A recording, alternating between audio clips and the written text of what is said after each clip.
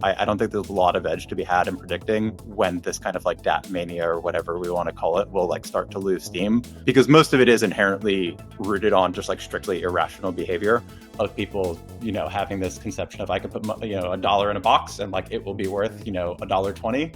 And then like, I'm just going to keep doing that. And then like, eventually it's going to be worth 90 cents at some point. People like to put things in boxes and it makes them, comfortable. But in reality, like that's not the way any financial market works. There's like very clearly different segments that act like very, very differently, which is why you've seen for the past like 2 years in a row, Bitcoin just like keeps going to all-time highs. And like most of crypto Twitter is like depressed most of the time because like they don't own the Bitcoin. Hi, everyone. Welcome to Unchained, your no-hype resource for all things crypto. I'm your host, Laura Shin. Earning yield on stablecoins just got smarter with RE protocol.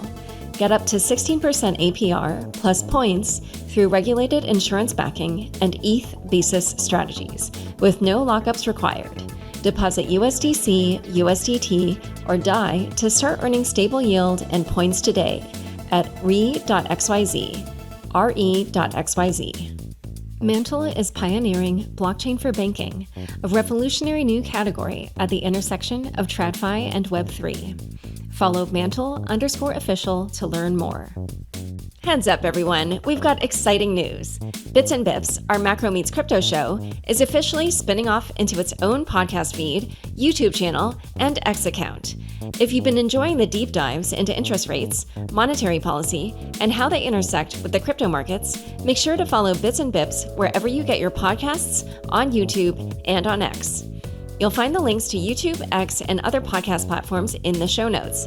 If you're watching this, there's a QR code on screen. We'll be posting here for a few more weeks, but starting in September, Bits and Bips will launch on its own feed. For now, we will publish longer clips from the show on those accounts. Remember, go to the show notes now and subscribe to Bits and Bips. That's Bits +Bips, spelled BIPS, on YouTube, X, and wherever you get your podcasts. I'm here with Peter Hans, partner at Hack VC, and John Charbonneau, co-founder and general partner of DVA. Welcome, Peter and John. Thank you, Laura. Yeah. Great to be here. Heads up, everyone. I can't be on screen again today, and I'm so sorry about this. We will get this sorted in due time.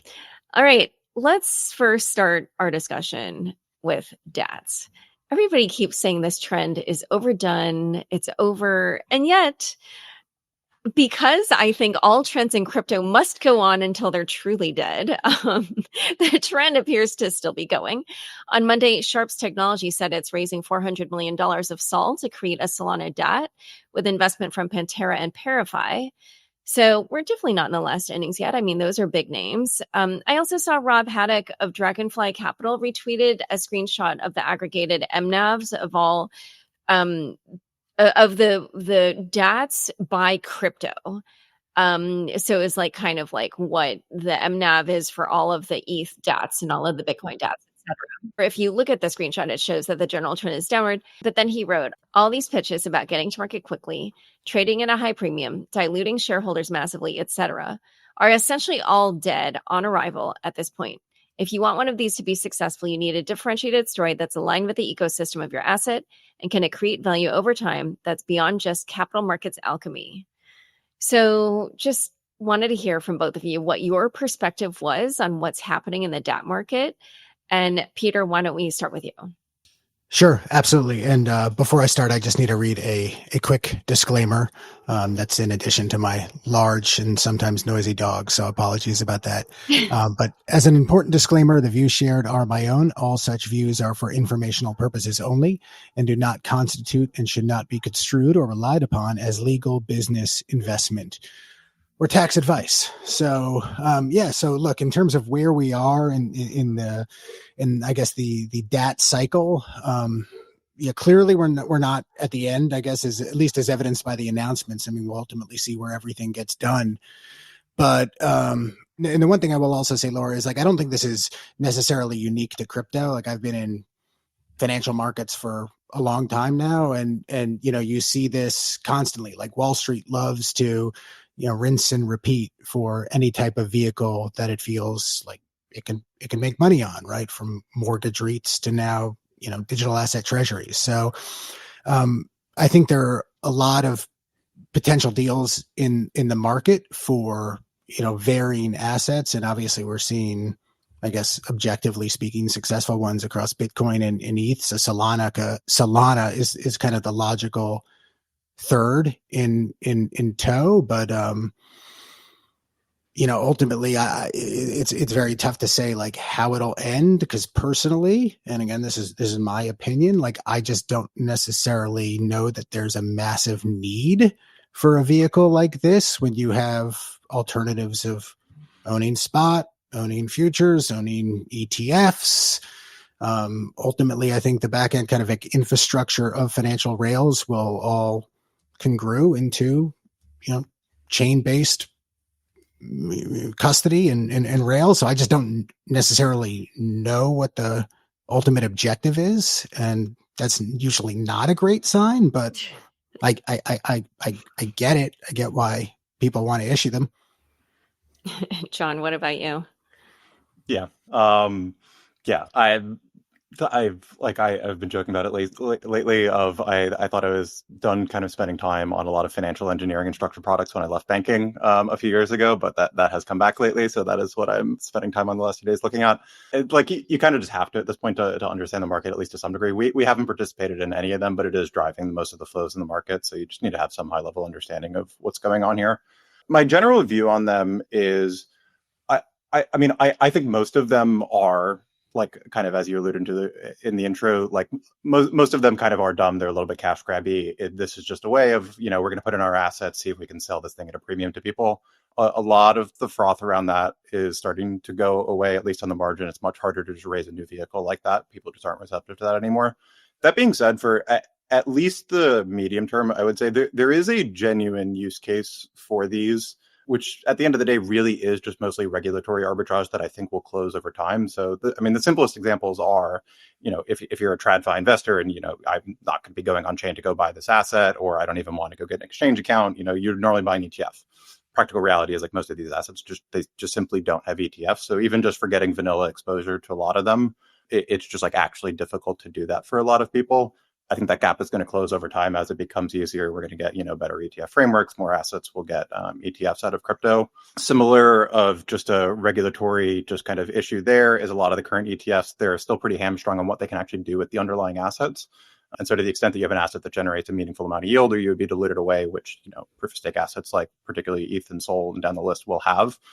If the ETFs can't stake, that is a actually meaningful competitive advantage for some of these vehicles. If you're basically just treating them like an asset manager at that point of, you're telling this manager, like, hey, I trust you to go generate yield in a way that I'm not able to, and to balance this portfolio and just manage your risks. So if, some portion of this should be staked, maybe some portion of this you put into DeFi, and you're using different strategies, and you get some risk adjusted yield that I'm comfortable with.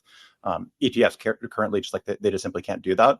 And so to the extent that some of these are well run and you have a good manager, and there's still just these are the best available vehicles for that at the moment, they still make sense.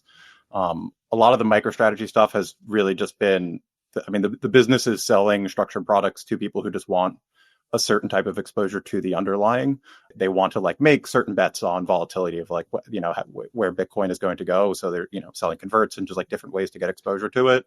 But even a lot of that is, again, it's a structural regulatory arbitrage, which has even reduced once IBIT went live, and you have options and stuff like that on there. You just don't need MicroStrategy to get a lot of these exposures anymore. So for better or for worse, it's a game that you kind of need to play as a major crypto asset, is what it seems like right now. And I think that's kind of the vibe that it seems like out of the Solana side right now, is they were kind of very slow to it in general from the top, and they saw how much traction it got on the ETH side. And a lot of people started to realize, okay, this is the thing that we need to do now. And so there's a little bit of a catch up there, and they are the next natural asset. So that's why you're starting to see some of the big ones coming out next for Sol. The main thing that people on Twitter have been talking about the past couple of days, I guess probably worth going into, is just some of the structure of these that looks different, and what is actually going into the vehicle. Generally, if you're just as an outside investor looking at, what is the most positive thing for the underlying spot asset, is you would like to see all of these vehicles just be all cash contributions. of, simple example, investors put $1 billion into a box and the box says, I'm going to go buy $1 billion of ETH or SOL or whatever. You're going to see some more like that. In practice, a lot of them, particularly the earlier ones, have been much more heavily in-kind contributions, or at it's generally been a mix of them, where it's a lot of in-kind contributions and then some portion of cash. Where for these big ETH ones or SOL ones or whatever, like you see the big investors, and then they're putting in $500 million of ETH or whatever asset to go in there, along with some cash. So the in-kind contributions are they're effectively just neutral from the outside. That this is no new buy pressure. They're just putting the money that they currently have in a box and doing stuff with it. And then the part with that in particular that people have been talking about with Solana is at least some of these stats, definitely not all of them, and some of the bigger, I think, more interesting ones are some of them have been putting the locked SOL in there. That was particularly from the FTX estate sale. So people have wanted to contribute that into these vehicles in kind as well. And which ones are those? Because I was going to ask this question. I saw Vinny Lincoln tweeted this morning. I hope investors realize that most of these Solana DATs include FTX locked SAFs, which are being contributed into the DATs with little to no discount, to give those holders earlier exit liquidity in the form of DAT stock. So can you name names? I actually don't genuinely remember know the names of the current ones that are doing this. I will say the ones that are, I would definitely not assume that all of them are going to be like that. The ones that are more reputable and more interesting and will have a lot of good backers and I think are likely to be more sustainable are just they're just not going to be doing that. It's going to be a lot more cash contributions and running strategies that actually make sense to generate yield and manage the funds efficiently. I think that you will see good ones. I genuinely just I don't know the names of the ones that were doing the locked ones because we just never seriously looked at any of those deals. And I heard you say that on the Thread Guy episode, and you said that you guys haven't invested in a single one. And is it literally just because you don't find this kind of financial engineering interesting, or what is the reason? Because, I've seen other investors say this is the only one I did for this or that reason. But why? I mean, part of it is probably realistically just a time spend and where can I produce an edge kind of perspective of, I don't think there's a lot of edge to be had here as an investor in guessing where these are going to go. And frankly, I just don't want to spend my time on kind of random financial engineering anymore. And also realistically, I think most of what people are contributing to is they're just putting in-kind assets that they have into a box and kind of hoping that people go bid this box up to be worth more than it is. That's just not a very interesting game for me to play. I even from a just selfish financial perspective, my guess is that once you start to get these things to actually unlock, I don't think that you're going to be able to see people actually exiting most of these in size at meaningful premiums. Where they're just they're not actually going to be profitable, and it's just a game that I don't want to play. The ones that I would that I've somewhat more seriously considered actually interestingly is some of the ones that put locked in, for the same reasons that as investors we looked at locked token deals at any point, which is just very often the way that we decide is the best way to get exposure to an asset is, if this is the thing that we're convicted and we want to hold for a long time, buying the asset locked and at a discount can make sense. And so that is actually the upside of these vehicles that are putting in the locked tokens into them. Is I understand why people have a very negative perception of them, of this is just the investors getting early liquidity and they just want to dump and get out, which in many cases is true, I'm sure. But at the same time, it is actually just opening up access to these deals that normally a lot of people just don't see. I mean, on the locked SOL one, we saw these deals at the time. We just chose not to do them. But there are other DATs where maybe you wanted to get exposure to this asset and they're contributed locked tokens to it. And then you just decide that this is the best way to get exposure to that asset because you can't buy the locked deal anymore. This is a locked deal that happened previously.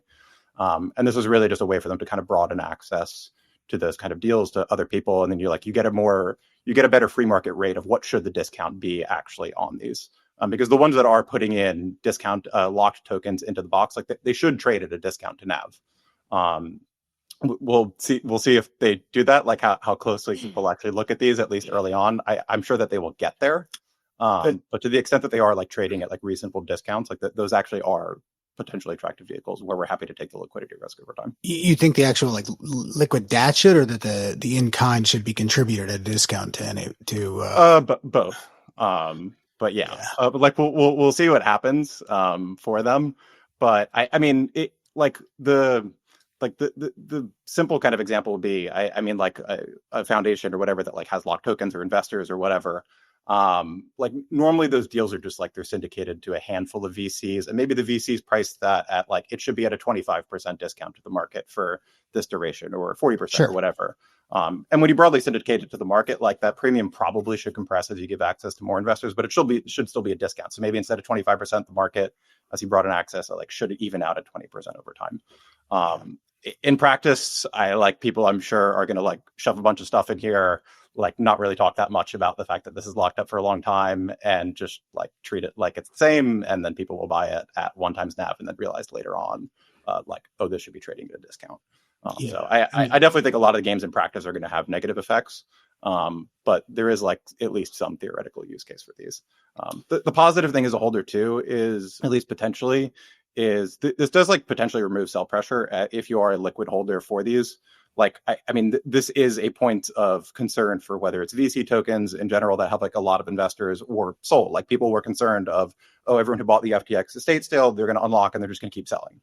This is potentially, if you're putting them into a box that is going to be a stickier capital base, and now those VCs just like are not overhead sell pressure that you're going to get for the next few years. That is like actually potentially positive if you are a liquid token holder, even if you're just like not participating in this, you're just removing sell pressure. The one dynamic of these vehicles, of why they potentially make sense longer term, is analogous to like mortgage REITs or any other like actively managed vehicle whose underlying business is to hold assets. And the entire business there is predicated on those, the underlying stocks selling at a premium to NAV or trading at a premium to NAV. They have to, because if they trade at a premium to NAV, then when you go out and raise additional capital, right, you're raising that capital at a premium to book value, and you're taking that capital and going and buying assets at par, right? If it's bonds or spot prices, right? So you're immediately buying in a way that's accretive to the book value of the business, right? So to the extent that these can trade at a premium to book value and consistently tap secondary markets to raise more capital and then purchase whatever token, right? Ultimately that benefits the underlying asset because it's accretive to the book value, right? And these would trade, I would imagine, like NAV book value, there's somewhat synonymous in this case, but it would be accretive to the book value, right? To the extent that they trade below NAV, now all of a sudden you get in a situation where you can't raise additional capital because it's dilutive to book value. So every time you would raise money, it actually hurts your book value more and more and more, right? So it's these cycles. Now with like mortgage REITs, it tends to follow, independent of credit risk, it tends to follow interest rate cycles, right? Of like NIM compression or expansion. In this, that's not really the case because, at least like Bitcoin, like you're not really earning yield. I would imagine on most of this stuff. Maybe you are if you're doing, something. I don't know. Now, I read in one of the Solana ones, and I don't know a lot about, participating in them. But to the extent you can buy some, from the Solana treasury at, 85% of par or something along those lines. And like, yeah, technically that's accretive to the book value, but like, how long will that continue to last? That's tough. And Peter, I believe, correct me if I'm wrong, that Hack VC has not invested in any of these DATs. Is that correct? I can't comment on like our investments or anything like that, but we haven't announced anything to my knowledge. Okay, yeah. We're an early stage infrastructure fund, so read into managers. So read into that what you want. Oh, okay. And I'm sorry. So like, if I were to ask you like why you haven't okay, you're just saying it's because that's not what you do. I mean, we invest in seed and early stage venture and Web3 infrastructure. Got it. Okay. Well, so let's just talk about how these Ethereum DATs have been doing, because like generally it's sort of like ETH and TradFi overall is doing really well. It's like not only that the DAT trend was going strong for a while. I think like now it's just there's a little bit more, shall we say, of a measured response or maybe like a more knowledgeable response. But even like on Monday, the Ethereum ETFs had greater inflows in them than, the Bitcoin ETFs did. And I saw actually also on the Blockworks debt, pages that trading volume of Bitcoin and Ether debts are roughly equal at about 3.7 or 3.8 billion, whereas like Sol debts the trading volume is about 444 million. So I wondered, what's your take on why TradFi seems so interested in Ethereum right now? You want to kick it off, John, or you want me to give my thoughts? Yeah, go for it. Because I know, John, you're not. you don't think that this is smart, but anyway. Well, I think it's a reasonable trade. I've tweeted that for a couple months that I think this is a very simple to understand momentum trade, and that's why you're seeing a lot of TradFi type momentum hedge funds come into this trade because it just makes a lot of sense. You have an established asset that was oversold, has a lot of positive flows, and frankly has a good narrative right now, particularly with stablecoins. There's a lot of FOMO, particularly after seeing Circle. Investors just want areas where there's a lot of growth. Stablecoins are the simple one right now, and people look at the simple pie chart of, for example, all this, most of the stablecoins are on Ethereum right now, and so you can make a simple growth bet, and there's just a lot of flows going into these things, and it's a catch-up trade to Bitcoin. And to the extent that goes further out, it goes to Sol, it's going to be the same point of it's going to be momentum trade, and they're going to be TradFi speed running the same kind of arguments that all the crypto people made over the last few years is yeah, ETH is great. But then once it's had its run, then you start getting excited by oh yeah, the other one's the fast, cheap one. And then people start making the exact same arguments that all the crypto people made. And realistically, if it gets there, it's just based on how far does this kind of flows game that the DATs keep having flows come in and you can raise good ones, keep going. Because if it keeps going, my assumption is it will roll out to Sol. To the extent that the market keeps going up, ETH is staying at a high value. Sol is the next obvious candidate. If you get good DApp backers behind this that have a lot of capital, have good reputations, are actually going to run these well, for the same reason that crypto natives are buying Sol for the last few years, you probably start to see the same trend happen. The difficult part is just it's just so hard to predict. I don't think there's a lot of edge to be had in predicting when this kind of DApp mania or whatever we want to call it will start to lose steam, because most of it is inherently rooted on just strictly irrational behavior of people, having this conception of I could put $1 in a box and it will be worth $1.20, and then I'm just going to keep doing that, and then eventually it's going to be worth 90 cents at some point. The fact that you use that actual language reminds me of SBF. Yes. Yes. Because that is exactly what it is. I've made that joke before. Literally this is what that sounds like. Because that is the game that's being played in large part right now. And it is reliant on that. And to the extent that people keep buying it at a premium, they can keep issuing new shares, they can keep raising more capital and keep buying the underlying. But when that unwinds, it unwinds. And it's purely speculative driven, and most of it's irrational. So it's pretty inherently very difficult to predict when exactly is that going to lose steam. A lot of people thought it was about to be dead a week or two ago, and then it wasn't, and then we're cutting rates, and so party keeps going. It's anyone's guess, how far this goes. Yeah, here's a funny story, which is I have a good friend from Vienna, and we met at grad school in New York, and at some point, he was like, "Oh, cupcakes came to Vienna 6 years after they were all the rage in New York." So I feel what you're saying is TradFi is Vienna, and what happens in crypto is New York or something like that. He was all the major trends that happen in New York come to Vienna 6 years later. But anyway, yeah, Peter, what do you look? What are you thinking when you see all this interest in Ethereum? Oh, well, I guess first, it could be the opposite, right? In terms of, Vienna could be crypto in this case, because I think financial engineering, new structures, I've seen this story so many times in so many different markets, right? From, junk to mortgage bonds, right? CDOs, structured finance, right? That's what this is, right? So it's just, I think it's entering new markets with new assets and new players who maybe haven't read this book before. So that's, it's a remake. It's like remaking Karate Kid. But in terms of ETH, look, I think markets are narrative driven. All markets nowadays are narrative driven. It impresses me how the narrative on ETH changed on a dime, right? This year, right? It was from, it's a dinosaur, it's dead, it's going to zero, to, I think, people like Tom Lee, and I think there's an understandable, there's an understandable narrative around ETH that makes sense that, people have been saying off and on for years, right? About it being kind of like, and I think it's very understandable to a lot of traditional investors who maybe aren't like global macro by nature. Like, Bitcoin is a global macro asset. Most traditional investors are not global macro investors. They look at fundamentals and earnings power and models, right? Things that like Bitcoin, you can't do that for. There are probably some people who disagree with me, but like I certainly don't know how to do that. ETH you can to an extent, and you can at least convince yourself of a narrative where it is the world's settlement layer in some capacity. And if that is the case, then what's it worth? And the valuation of ETH is also extremely reflexive, right? So it's like as more value ascribes to ETH, the underlying enterprise value of the chain goes higher. So that's why it moves large, I think, in both directions because of its reflexivity. Yeah. All right. So in a moment, we're going to talk more about stablecoins, by the way. We're going to talk about them because there's a lot we want to cover in this episode. But first, we're going to take a really quick word from the sponsors to make this show possible.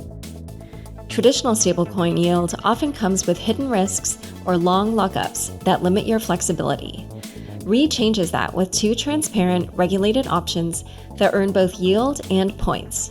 ReUSD offers up to 8% APY backed by ETH basis strategies or treasury bills, perfect for treasuries and market makers who need liquidity without underwriting risk.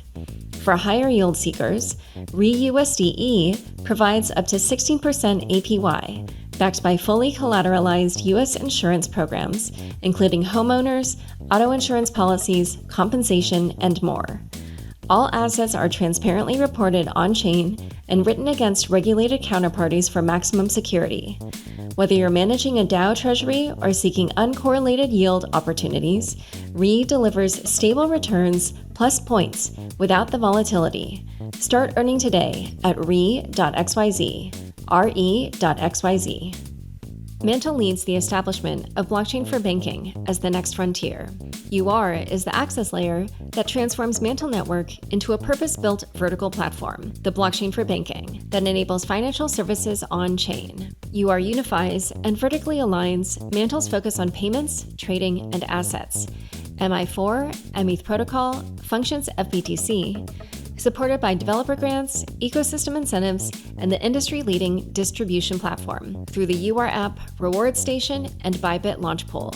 All economic activity within UR will be captured by Mantle Network to further drive value to token holders and establish its significance in blockchain for banking. Follow Mantle_official to learn more. Heads up, everyone. We've got exciting news.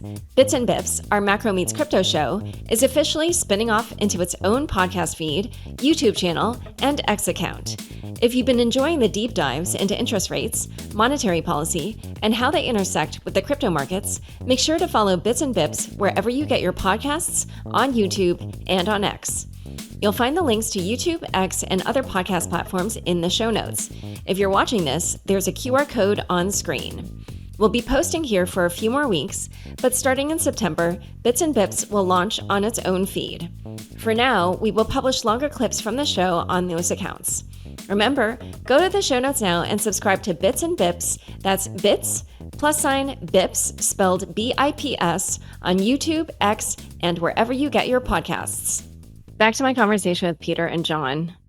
So let's talk about all the stablecoin stuff. There's so much. Obviously, we have Stripe launching Tempo, Circle launching Arc, Tether launching Stable, which is exclusively for USDT on its own EVM-compatible chain, but also Plasma, which is a Bitcoin sidechain that will be more stablecoin issuer agnostic. There's a whole slew of other stable chains, Codex for USDC, One Money. I'm sure there's more that I missed. But let's just talk about this concept of, a stablecoin-focused chain, a stable chain. Why is that necessary? What is it that can't be done on a general purpose blockchain that, requires a chain devoted to stablecoin transactions? And either one of you can go first. I mean, look, I think simplistically, the way I personally would think about it is, if I'm dealing in dollars, let's just say, it can be any like sovereign currency, right?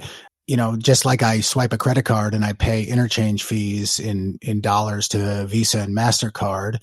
If I'm sending, dollars to some other wallet address, right? I want to pay gas, which is the equivalent of an interchange fee, in that same asset, not ETH or Tron or something else, right? So I think simplistically that makes a lot of sense to me.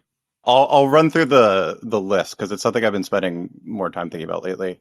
I'd broadly put them into a few buckets. One is I would put into the bucket of, to that point of like a specific stablecoin, the like loosely affiliated with a particular issuer ones. So for USDC, I would say like Noble and Codex are generally like pretty like circle aligned. And then for USDT, it's been like Plasma and Stable are the ones that are more like Tether aligned. For those, I'd be curious to hear your take on them. I believe you guys had invested in Stable or Plasma, I believe Stable. I just like haven't seen any meaningful differentiation from these of like they're basically just all EVM chains. And you can do stuff like gas abstraction on existing general purpose chains. The probably like direct thing on that is like, I mean, it's still like not at least the standard that it's being adopted everywhere, but like you can do it at a technical level. The one that is like very directly, it's not even like affiliated with the issuer. It's literally the issuer is obviously Circle is doing ARC. My guess is they could pull some interesting levers from being the issuer and like trying to drive business there. But even them, it's like I haven't seen any technical unlocks on the chain. It's like it's another EVM chain, which is like fast and cheap, and they don't actually own distribution with end customers. Like their partners like Coinbase really own the distribution, which I mean, crypto Twitter has seen a lot of when they ripped Circle apart over their like IPO filings. That like Coinbase is making all the money. But Coinbase like does have the distribution that matters for being able to drive activity to the chains. And that's not something I've seen from those. Stripe is the one that is like of the big corporate ones and in this group, like the one that is at least intuitively the most interesting to me. We don't like have many details. It's a pretty like rumored they're going to do it thing. But on that point of distribution, like Stripe is obviously just a very large organization with very good product instincts that like really does own the end customers right now. And so to the extent that like they want to push their own blockchain instead of, using Base or Solana or whatever on the back end, and like their customers are using it, like it will be successful if they want it to be. The question is like how much value do they get out of that? Do you actually earn a lot of money from pushing it there instead of Base? Do they potentially derive value from like just being able to control the stack better and being able to give a better product than they would otherwise be able to? TBD. The main things that I think that you probably need for these are it's distribution. Like, does your chain actually have like meaningful end customer distribution, like and or technical unlocks? I just like haven't seen a lot of particular the latter on them. Like the last one, I mean, like bias on this one, we're investors in them. It's called Pay.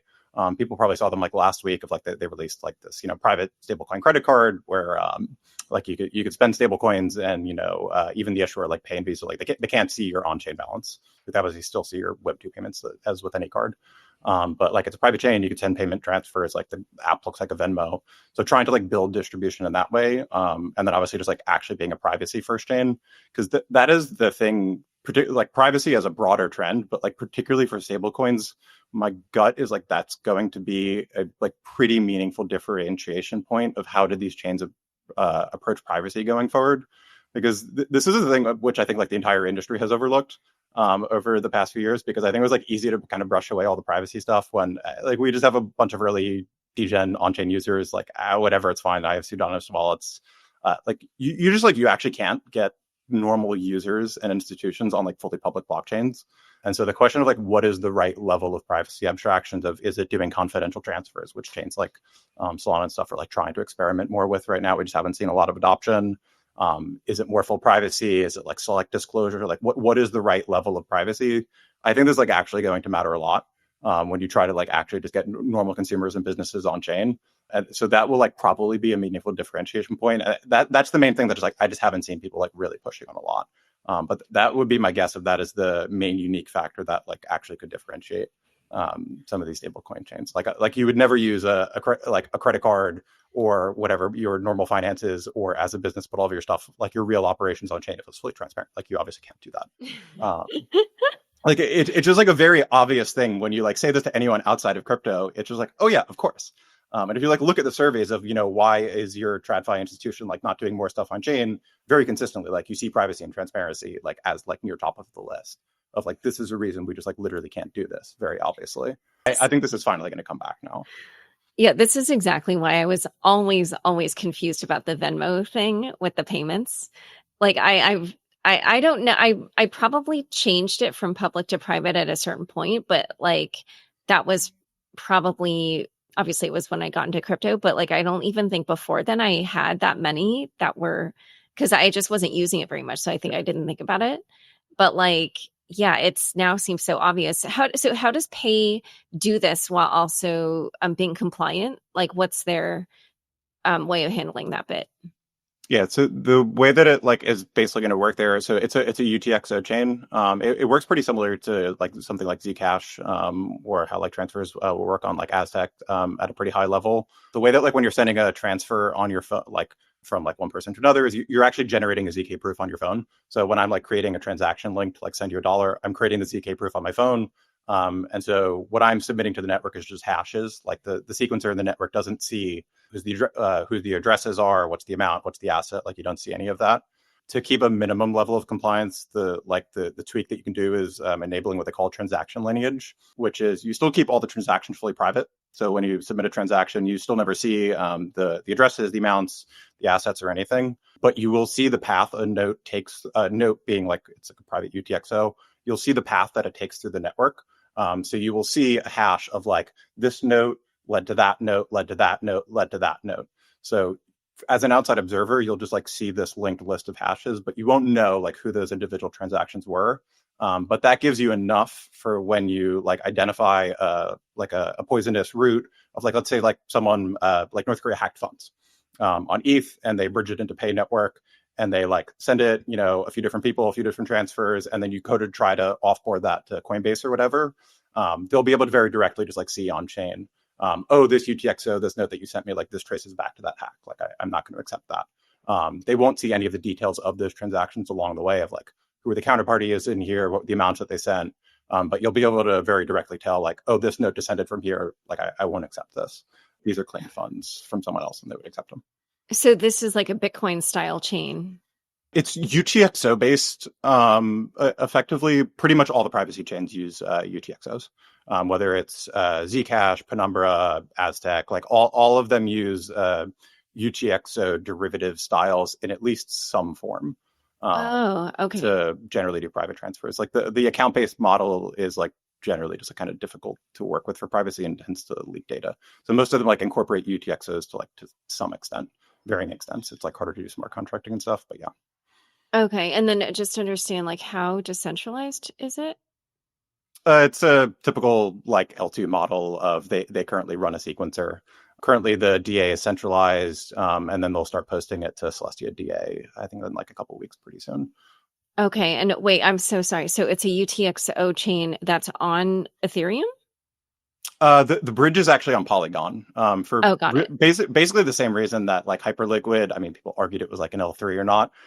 They put their bridge on Arbitrum because you just need a place for people to deposit USDC. That's the only function of what this is an L2 of, is it's a bridge contract. And so for Pay, it's all USDC. And it's just like, where can we put like a deposit contract on an EVM chain that all the CEXs support with USDC? And whether it's Arbitrum or Polygon or Optimism or Base or whatever, it doesn't really matter. It's just a place for people to deposit USDC. But the contract's actually on Polygon for that reason. It's just cheaper than Ethereum. Got it. Okay, that's really interesting. Yeah, I saw that news last week. So we kind of talked about some of the different features of like a stable chain, but then as you mentioned, distribution is going to matter a lot. So Stripe obviously has an advantage in that regard, but also they're like, they're kind of an incumbent in certain ways. So they'll have to like disrupt themselves in some fashion. And on top of that, they're not like crypto native, whereas like, Coinbase's, you have Tether entering the US market. By the way, I like, it just feels to me, at least at this moment, that Tether will be pretty dominant, I think, in anywhere that's not US essentially or something. But anyway, point is, so however you want to divvy up the market, talk to me about what go-to-market strategies you think will kind of make or break these different chains or coins, so stable coins. It's really going to depend on, I mean, just like, I don't think there's going to be one chain. I do think that they are intuitively going to go after different segments. I mean, the chain that Stripe is building, I'm assuming it would seem highly unlikely that this is not the chain in practice that like people in South America are going to be using for everyday payments between each other and like saving. My get that's just like probably not their target market, or various like other Eastern countries. Like that is a very strong target market for Tether. That's probably going to continue to be the case. And so different people are going to take different distribution strategies in there. Stripe is going to be probably like very effective at taking a lot of the more institutional and B2B type payments, which is very much just like, these are the customers that they're already serving, that like they're going to be very good, I assume, at like winning a lot of those use cases. And so then the question is, how much do they want to actually branch out from there? And we actually like, it's not entirely clear, like what is their strategy for this chain going to be? How much of it is going to be, this is just a simple backend for us to control, you know, all of the stuff that we're already doing. And just instead of doing these transfers that we were doing for like stablecoin financial accounts for like Base and Solana, you know, we just use our chain instead. Maybe it's that. Or maybe they do decide to broaden this out as part of like their broader crypto strategy, and they want to expand into more consumer use cases. They want to get DeFi stuff on there. Very TBD. I mean, you could see it going either direction. My guess is certainly, at least early on, it's like probably going to be pretty more like focused at what are their core use cases, and kind of like catering to those types of customers. And then other people will go after different customer segments, whether it's like crypto natives who want to put their consumer finances on chain, or who want to like do DeFi stuff with stable coins, or people who want to save in, you know, non-US countries in dollars and just like get better access to that globally around the world. So my guess is just different chains are going to take different strategies of like the different types of distribution. So you'll probably see a wide range of outcomes, and different ones will be successful probably in different verticals. Yeah. I think like if I think about Stripe, it's sort of like, if they play their cards right, they'll onboard users into the behaviors that they need to learn to use stablecoins.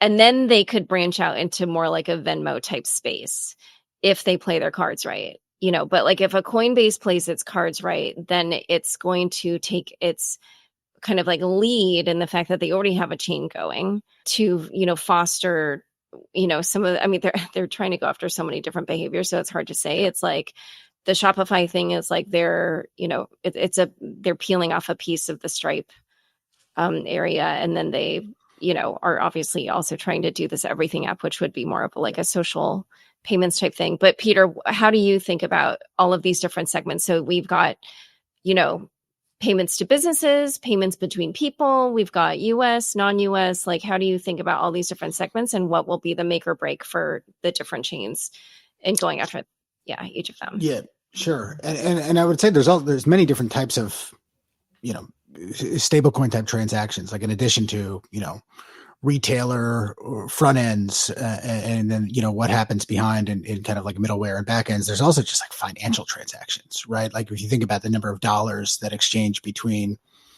JP Morgan and Citi and Fidelity and Mizuho, right? Like constantly, like that is a totally different type of rail and transaction and distribution network that, you know, that is needed. So, you know, and something frankly, like I'm not sure Stripe would or would not touch. So I think how we think about it is that, you know, from a top down level, you know, the trend of kind of like stablecoin dominance is inevitable. Like personally, I see stablecoins as like right now probably like the killer crypto app more than anything. I mean, already, you know, the market's like over doubled year over year. It's like almost 280 plus billion. It basically, you know, stablecoin issuers hold the, you know, debt equivalent in US Treasury bills of like a top 20 nations, you know, sovereign. So, this is only growing. And I think, you know, John mentioned earlier in this conversation about kind of like why it hasn't happened yet and privacy. I definitely think there's like, you know, elements to that. And, you know, I'm not going to get into it technical discussion with John because he'll run circles around me in that respect. But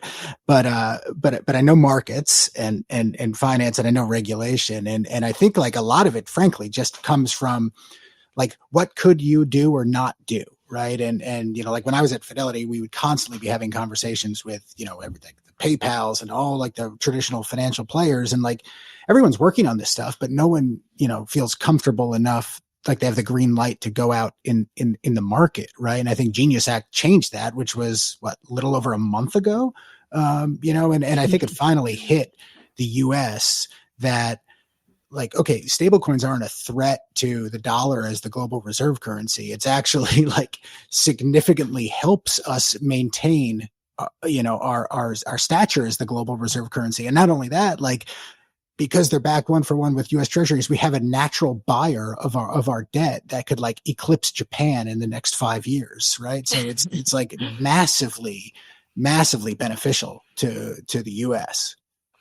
So before we move on from stablecoins, I just wanted to ask, like, if we're going to see, these new stable chains cropping up, what do you think that means for the existing general purpose chains that currently host the majority of stablecoin activity, like Ethereum, Tron, Solana, Base? Like, do you think that matters? Does it not? Like, what does stablecoin activity start looking like over there?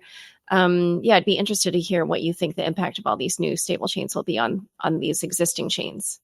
My general gut is, at least for the stuff that's there right now, it's probably not going to matter a ton. That would be my general guess, at least on the short to medium term. Like, I don't think that ARC is going to launch and then all the USDC is going to leave Ethereum and then go to ARC chain.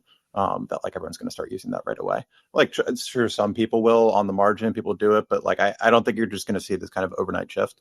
My guess is what it matters much more for is just who is actually going to end up getting the future use cases that are coming.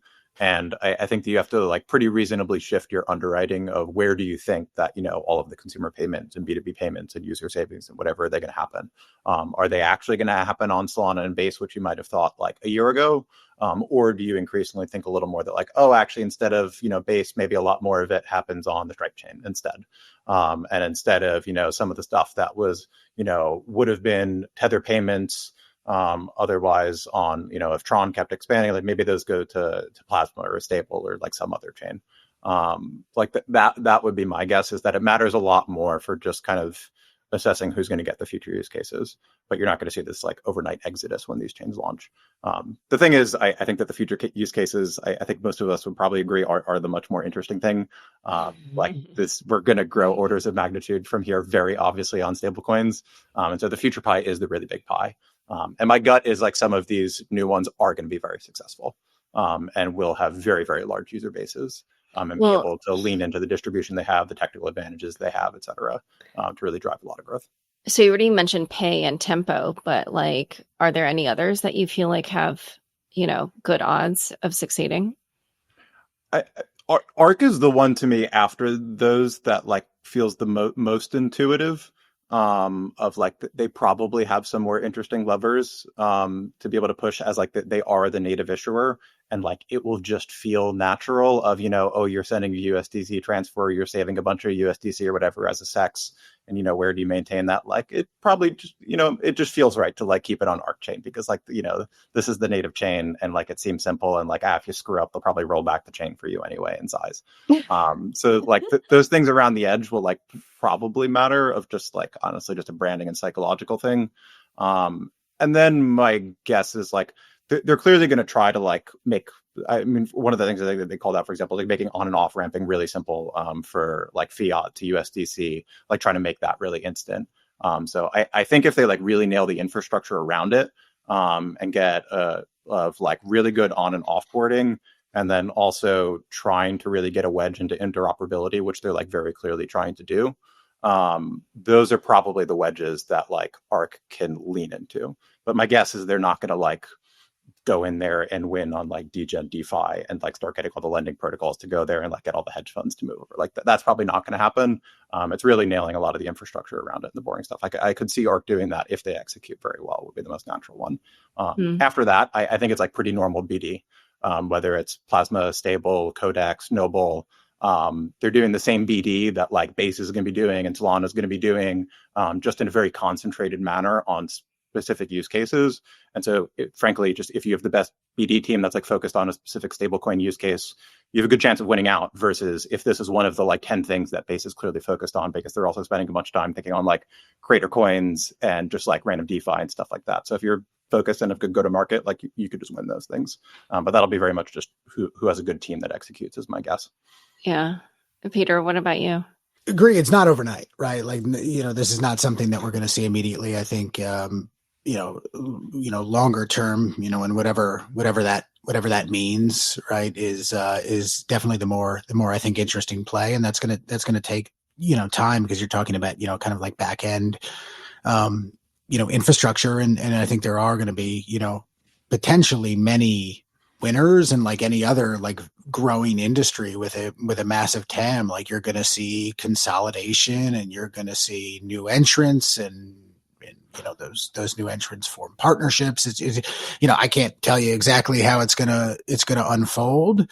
But I think there will be potentially many different like staples, some that are used in kind of like entity to entity transactions, some that are used kind of like natively on backends where you don't even necessarily know that you are in a different stable if you're in someone's environment, right? So say asset manager XYZ, you're on their brokerage platform and you put in, you deposit USDC or USDT or any stable, right? They could convert you to a tokenized money market fund, and it's all the same thing, but to them now their AUM is different. But as long as everything is like fungible, quick, cheap, I think that makes a lot of sense.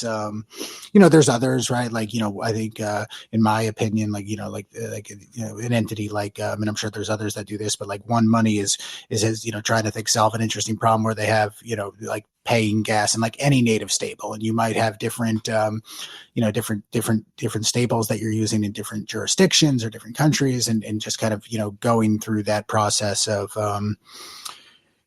creating a technology that can interact across different networks, I think is probably interesting, and a problem that's not new to solve, but perhaps new to think about in terms of stables. But yeah, it's not going to happen overnight, but I think the go forward opportunity is, it's massive. Yeah. Okay. We're going to switch topics because we wanted to talk about Hyperliquid. And, shortly before we started recording, it was revealed that Hyperliquid's July trading volume was 330.8 billion, and it exceeded those of Robinhood the same month. And John, I saw you tweeted that this is the first time we're seeing an on-chain competitor to centralized exchanges. So I wondered if you could just both talk about what it is that you think we're seeing right now, like what this inflection point means and where things could go from here. Yeah, like the summary of it for me of like being the first credible sex competitor is like I feel like the meme that most exchanges have had over the last 2 years has been like we're going to kill Binance, and that's always felt realistically to me like it's a little bit of a meme. It's a story that you tell, but like, all right, come on guys, like this isn't going to happen. I would say after the pump launch was the first time that I sort of had the like actual just kind of click of no, I actually think this is just going to happen. It's just a matter of like when does it happen, what does it look like, and who does it. And obviously Hyperliquid's like the top competitor for that right now. It's very clear at this point. They're very consistently growing, just doing serious size. Obviously they've been doing it on perps, and now they're doing it on spot. But it's kind of crazy to watch an on-chain product do finally. They're fully handling in size the price discovery pre-launch of like multiple major tokens now in a row. They led all the price discovery for Pump. They did it for World Liberty. They did it for Plasma. These are tokens that aren't even launching on their chain, and they're doing hundreds of millions of volume on the pre-market perps. And that's actually what's doing the price discovery, not when the token actually launches. So perps, they're just consistently growing, and it's just a great product. You use it, and then you sit down and you try to go use perps on most other even sexes. It's just better from a user perspective. It's super liquid. It has a level of just lending and reliableness at this point. And then the one that's super interesting for me to watch over time that I really want to see play out, and I have more questions, is on the spot side. The last week was the first time that they have done really crazy stuff on spot where they were just like flipping Coinbase and Bybit on spot volume for the majors for Bitcoin and ETH, which is like pretty crazy. And most of that was driven by like one entity. It was some whale who clearly just bridged over billions of dollars of Bitcoin using Units Bridge to Hyperliquid. And they were like mostly just like swapping Bitcoin to ETH. I mean, in various forms, they were doing some spot, some perps, some on and off. But they're doing like billions of dollars a day of like actual spot volume. And so to the extent that like you start to see this keep happening and like you play this forward as they turn into particularly like clearly a more platform model where they're, exposing to, go build a new front end on top of it, which like obviously Phantom is doing with their perps of like, why would we go build all the back end infrastructure? We're just going to like bring the users and plug into this on the back. And then like, great, we'll have like a nice mobile front end for this. And then moving from that. And then so like actual permissionless market deployment on perps. Which they'll like have coming soon. That's where you get like a very clear edge and growth area again. They're just very clearly like they're going to be the first to list markets. They're going to be the most liquid markets on these things. And the permissionless listing is going to allow them to go into a lot of areas that like most of the incumbents are not going to go. Like Coinbase is not going to go list S&P 500 perps tomorrow because like they don't even launch regular perps right now because like even that's still a regulatory gray area. Like the perps that they launched they're like 5-year dated futures. Like this is what on-chain global products are supposed to do. So they're supposed to be first to market. They go launch the thing and then like we figure it out later. And they're going to be the first to market to launch all of these kind of different products and like keep growing in that way. And so you're just like seeing this trend now over the past couple of months where they're doing crazy volume on perps to the point where like they're just like they're great at it. Like you don't have as much reason to go use a SEX. And if they start to like really push into spot, that will be like very meaningful. And a big part of the like impact to the industry part, I think, will end up being a lot of the SEXs, particularly Binance, frankly, are like rather extractive, particularly for early teams. If you're like trying to get a token out there and like you want to get liquidity and people to be able to access this, the terms, if you talk to like anyone who goes through that process as an early stage team, is like they come out of that process generally pretty jaded and like pretty unhappy. It's not a fun process, and they will try to extract like as much of your token as possible, and like teams will feel stuck. To the extent that you actually have an on-chain version, which is just go permissionlessly launch your token and like we have all the users and the liquidity anyway, like screw the SEXs, that will like actually pretty radically change the market structure and the ability to launch good projects like on good terms. So that's the part just like at an industry level I think is like super, super valuable. And I really genuinely want that to happen. And I am hopeful that we are like finally getting to there because there hasn't been an on-chain product that has like credibly been able to kind of offer that previously. Yeah, that when you were talking about Binance extracting to list tokens, Peter had a wry smile on his face. Yeah, I mean, anyone who's spoken to a founder who has gone through that process, like no one's happy. They know what they're doing. Yeah. Well, Peter, what are your thoughts seeing Hyperliquid do these volumes? I think it's great. It's a great product. It's great for the market. Creating competition is very healthy, and I think there's a lot that Hyperliquid is built and is continuing to do that is like very much to the Web3 ethos.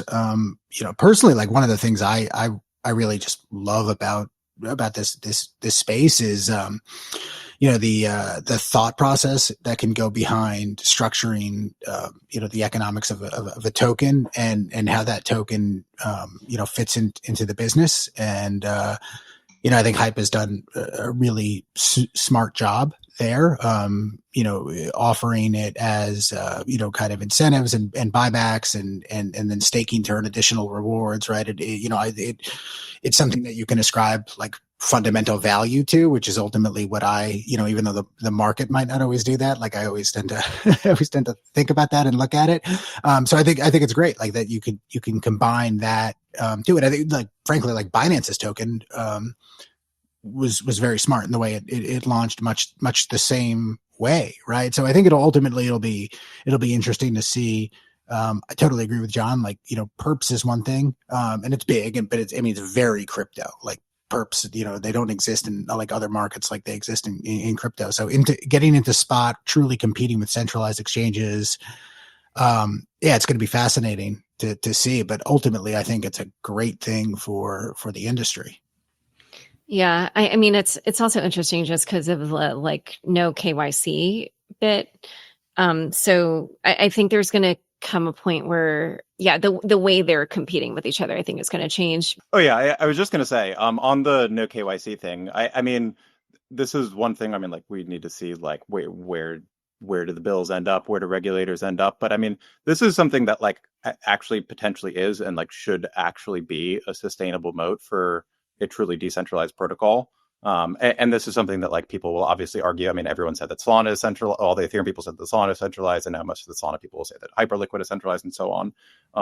Like it will end up mattering what is the exact definitions of these things, because to the extent that something is considered a decentralized and mature system, you just like you actually won't be able to KYC, and you won't have any requirement or expectation of doing so, which makes sense because if this is like there's no requirement for like Ethereum to KYC you, because like that just like obviously doesn't make sense. And so like where the language ends up on these protocols of like who is required to, if anyone, like actually take your identification or anything, like the details of that will matter, because that should be a durable advantage to decentralized systems over time is, hey, if this is actually a decentralized and non-custodial product, like there isn't someone to KYC you at the end of this. There's no KYC process for me to send you ETH. And so it's the same thing for like doing a swap. Should Uniswap have to KYC you? Like this is obviously been an argument over like past couple of years, like who's responsible for this? Is this a thing at the front end? Is it what entity who's supposed to do this? So that may end up being a durable mode, but like it's going to very much depend on like what are the bounds on what these systems end up being defined as. I mean, that'll ultimately depend on like what you're doing there, right? Because there are certain types of assets that you need to be KYC'd in order to transact in, right? So, ultimately, yeah, it might not fall onto Hyperliquid, but, like if you're an SEC registered RIA and you're trading, assets that you're not supposed to be on, that's going to come back to you. Like the SEC is not going to be like, well, it can't go after Hyperliquid. So, so I guess there's nothing we could do. Like it's, Yeah. All right. Okay. We're going to move on to the last question that I just wanted to ask you guys, which is I've been seeing and also participating in some debates about, what is going on right now? Like, are we still in this 4-year cycle kind of phase? Are we transitioning to something else? I can't remember who this was, but right before recording, I saw somebody was like, it's not 4-year cycles anymore. It's 8-year cycles now. It's like, okay, I don't know how you came up with that number, but, I was just curious, like, what you think is going on in that realm. And then whether or not we are in this cycle, we're at least in a phase. So it's a 2-part question. So we're at least in a phase. And what do you think this particular phase will end up being about? So anyway, 2-part question. My like very blunt high level would be, yeah, it's dead. And the answer is no. I had a tweet along those lines yesterday I was like, CT keeps debating whether the cycle top is in. And my opinion is like, the premise is wrong. This isn't a cycle and there isn't a top. And like very literally, obviously there are cycles in the world. Like there's literally macro cycles to the economy. And so there's going to be speculative moves in crypto where stuff's going to go up a bunch, it's going to go down, fundamentals matter more and less at different times. Like that is obviously going to happen. I mean, that literally happens in the real world. What I think the problem is what people kind of like use that idea of a cycle to mean and like how they act on it. Like in particular, the way that you've generally invested and like has worked well in crypto in the past is you basically just bought a basket of everything. It didn't really matter that much what you bought. You waited 4 years and then you tried to sell everything as close to the top as possible. And then like you waited a couple years and then you bought everything again. And then like you tried to sell everything at the top. Like being very literal, that like actually was roughly a way that you would like pretty repeatedly be able to make money a few times in a row. And so I think a lot of people just like over index on that too much. Of like, when is the top going to be? I need to buy all the stuff. And then like, I'm going to sell the top and then like, I'm going to go away for 2 years. And then like, we'll come back in a few years. And I think that's like very clearly just already dead. If for nothing else, for the simple reason of like, crypto is just no longer at all one uniform thing. There's like very clearly different segments that act like very, very differently, which is why you've seen for the past like 2 years in a row, Bitcoin just like keeps going to all-time highs, and like most of crypto Twitter is like depressed most of the time because like they don't own the Bitcoin. Like a lot of the institutions increasingly own the Bitcoin and like people who are not on Twitter. And so, yeah, if you were buying like meme coins and L2 tokens for the last 2 years, it's been a bear market. Like they're just like, there was no cycle. There was not much of like any upswing. It's just been like, everything's just been going down. Versus if you own Bitcoin, like everything's been great. Like what are you talking about? And so I think that is basically going to be the general trend going forward. We're going to clearly just like have a lot more dispersion in returns. You're going to have these institutional macro assets that are just going to like act very differently. You're going to get increasingly projects that like actually have good fundamentals and real world utility. And those are going to act more in line with like, how do macro cycles work for the real economy? Like, what are the cash flows on this project? Like, what multiple am I ascribing to this? How much is this thing going to grow? They're going to act more in that line. And then sure, you're going to obviously have like speculative bubbles along the way, and like meme coins will pop off, then NFTs will pop off, then some creator thing will pop off, and those will go through different little cycles. But applying this like one uniform framework of just like, we're going to try to buy all the stuff, and then like we're going to time the top, and then like we're going to sell it, and then we're going to kind of go away, and like this is the simplistic model. It's just like very clearly already dead in my mind at this point. Of like, this is just the market. You should just buy good assets, and like that's just like how you invest. Yeah, I agree with that, Peter. I mean, honestly, I think it's silly. Like as crypto becomes more like ubiquitous with traditional financial markets, and they become bigger and more diverse, like it'll look more like traditional financial markets. Like no one talks about, everything is cyclical, right? So it does depend on your time horizon, right? Like, so do I really care that I, owned ETH at 4,000 and 1,500 and 3,500 and 4,000? No, because like it's going to move around. And if I like an asset, I think it's going to be higher in whatever my personal time horizon is. There might be people who trade with very different time horizons, but like the whole nonsense of like, 4-year cycle, and you can play this, like people like to put things in boxes and it makes them, comfortable.